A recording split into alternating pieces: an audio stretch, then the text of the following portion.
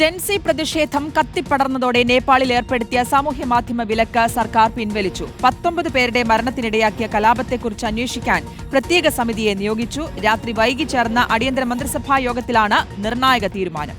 യുവാക്കൾ പ്രക്ഷോഭത്തിൽ നിന്നും പിൻവാങ്ങണമെന്ന് സർക്കാർ നിലവിൽ അഭ്യർത്ഥിച്ചിരിക്കുകയാണ്. അപർണ കാർത്തിക ചേരും വിവരങ്ങളുമായി. സമൂഹ മാധ്യമങ്ങൾക്ക് വിലക്ക് ഏർപ്പെടുത്തിയത് മാത്രമാണ് ഇത്തരത്തിൽ അവിടെ ഒരു പ്രക്ഷോഭം പൊട്ടിപ്പുറപ്പെടാൻ കാരണമെന്ന് വിശ്വസിക്കുന്നില്ല.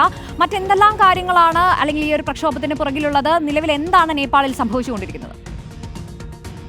സമൂഹ മാധ്യമങ്ങൾക്ക് വിലക്ക് ഏർപ്പെടുത്തിയതിനെ തുടർന്നാണ് സമരം തുടങ്ങിയത്, പ്രക്ഷോഭം തുടങ്ങിയത്. പക്ഷേ സമൂഹ മാധ്യമങ്ങൾക്ക് വിലക്ക് ഏർപ്പെടുത്തിയത് മാത്രമായിരുന്നില്ല. കാരണം കടുത്ത സർക്കാർ വിരുദ്ധതയും അതുപോലെ തന്നെ സർക്കാരിൻ്റെ സ്വജനപക്ഷപാതവും അഴിമതിയും വലിയ പ്രക്ഷോഭത്തിന് കാരണമായിട്ടുണ്ടായിരുന്നു.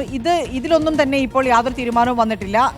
സമൂഹ മാധ്യമങ്ങൾക്ക് ഏർപ്പെടുത്തിയ വിലക്ക് അത് സർക്കാർ പിൻവലിച്ചിട്ടുണ്ട്. ഇന്നലെ രാത്രി ഏറെ വൈകി ചേർന്ന ക്യാബിനറ്റ് യോഗത്തിലാണ് ഇത്തരമൊരു തീരുമാനമുണ്ടായതെന്ന് വാർത്താവിനിമയ മന്ത്രി പൃഥ്വി ശുഭ്ഗുരു ഇക്കാര്യം വ്യക്തമാക്കിയിട്ടുണ്ട്.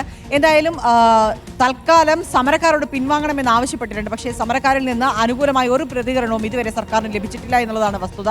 എന്തായാലും ഇന്നലെ വലിയ പ്രതിഷേധങ്ങൾക്കാണ് നേപ്പാൾ സാക്ഷ്യം വഹിച്ചത്. കാഠ്മണ്ഡുവിൽ മാത്രമല്ല, ആദ്യഘട്ടത്തിൽ കാഠ്മണ്ഡുവിൽ മാത്രമായിരുന്നു പ്രക്ഷോഭ പരിപാടികൾ ഉണ്ടായിരുന്നത്. പക്ഷേ പിന്നീട് അത് രാജ്യത്തിൻ്റെ വിവിധ ഭാഗങ്ങളിലേക്ക് നീങ്ങുകയും ചെയ്തു. സമൂഹ മാധ്യമങ്ങൾ, അതായത് വാട്സപ്പ്, ഫേസ്ബുക്ക്, യൂട്യൂബ് ഉൾപ്പെടെയുള്ള 26 സമൂഹ മാധ്യമങ്ങളാണ് ഒറ്റയടിക്ക് നിരോധിച്ചിട്ടുണ്ടായിരുന്നത്. ഇത് രാജ്യത്തെ രജിസ്ട്രേഷൻ നടപടികൾ പൂർത്തീകരിച്ചിട്ടില്ല എന്ന് പറഞ്ഞാണ് പൂർണ്ണമായും നിരോധിക്കുന്ന തരത്തിലേക്ക് സർക്കാർ എത്തിയത്. എന്നാൽ സർക്കാരിൻ്റെ കെടുകാര്യസ്ഥത ജനങ്ങൾ അറിയുന്നതിനുള്ള ഒരു മാർഗമായിരുന്നു സമൂഹ മാധ്യമം. അത് ജനങ്ങളുടെ അഭിപ്രായ സ്വാതന്ത്ര്യത്തെ ഹനിക്കുന്ന തരത്തിൽ അത് നിഷേധിച്ചു എന്നുള്ള പറഞ്ഞുകൊണ്ടായിരുന്നു പ്രക്ഷോഭം തുടങ്ങിയത്. അതുകൊണ്ട് തന്നെ ജൻസി പ്രക്ഷോഭം, യുവാക്കളാണ് ഏറ്റവും കൂടുതൽ പ്രക്ഷോഭത്തിന് ഇറങ്ങിയിട്ടുണ്ടായിരുന്നത്. 12 വയസ്സുള്ള ഒരു കുട്ടി ഉൾപ്പെടെയാണ് 19 പേർ കൊല്ലപ്പെട്ടത്. ഇതിനെക്കുറിച്ച് വിശദമായി അന്വേഷിക്കണം. എന്താണ് സമരക്കാർ, അതായത് ഷൂട്ട് ആൻഡ് സൈറ്റ് ഓർഡർ ആയിരുന്നു ഇന്നലെ നേപ്പാളിൽ ഉണ്ടായിരുന്നത്. അതുകൊണ്ട് തന്നെ ഇതിനെക്കുറിച്ച് വിശദമായി അന്വേഷിക്കണമെന്ന് ഒരു വിഭാഗം ആവശ്യപ്പെട്ടിട്ടുണ്ട്. ആ കാര്യം അംഗീകരിക്കുകയും ചെയ്തിട്ടുണ്ട്. അതുപോലെ തന്നെ ഇന്നലെ വൈകുന്നേരം തന്നെ ഈ സംഭവത്തിന്റെ ധാർമ്മിക ഉത്തരവാദിത്തം ഏറ്റെടുത്ത നേപ്പാൾ ആഭ്യന്തരമന്ത്രി രാജിവെച്ചിട്ടുണ്ടായിരുന്നു. രമേശ് ടേക്ക് ഇന്നലെ തന്നെ രാജിവെച്ചിട്ടുണ്ടായിരുന്നു.